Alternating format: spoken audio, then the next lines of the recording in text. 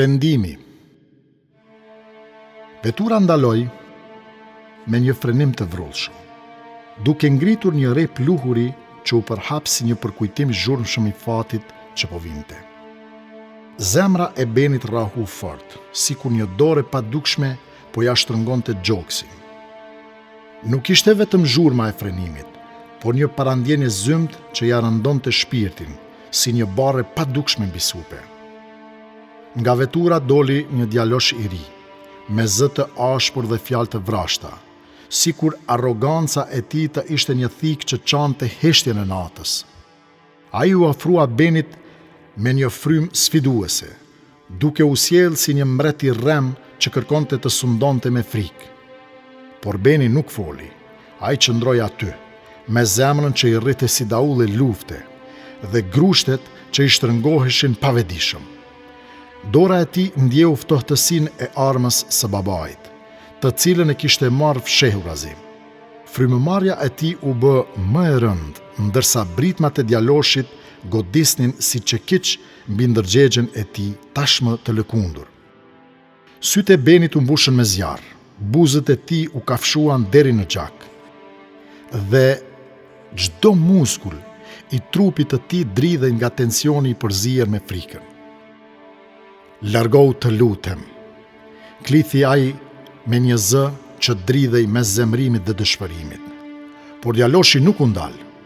E kapi për mjekrën dhe vazhdoi ta shante, duke ju ofruar aq shumë sa që fryma e tij e nxehtë i diqte fytyrën. Mos më prek me dorë, se ke për të penduar, u luriti Beni, ndërsa zëri i tij u këput si një rufe në qiellin e errët. Por sprova nuk ndaloi. Në atë çast fatal, kur kupa e durimit u mbush dhe urtësia u tret si avull në erë, Beni e shkrepi armën. Plumbi fluturoi si një mallkim i paevitueshëm dhe e gjeti djaloshin në mes të ballit. Sytë e tij u hapën nga habia, sikur donte të thoshte diçka që nuk arriti kurrë ta nxirrte. Gjaku rrjedhi si një lum i kuq, duke i përshkruar hundën, gojën dhe mjekrën. Trupi i tij u përplas në tokë, si një pemë e prerë brutalisht. Beni qëndroi aty, i ngrirë. Sytë i mbetën të fiksuar mbi armën në dorën e tij dhe trupin e pajet përpara tij. Në atë çast, ai ndjeu peshën e një mëkati që nuk do ta linte kurrë të qetë.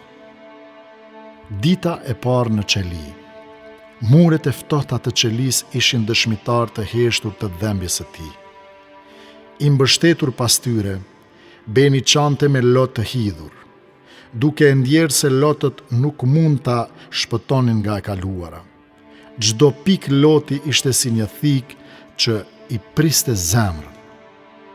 Në mendje i rrotullohej ajo skenë të mërshme, e përsëritur pafund, si një film që nuk ndalonte kurrë. Pse morra armën? Pse nuk u largova? Pse i dhash fund gjithçkaje? Kam shkatruar 2 familje.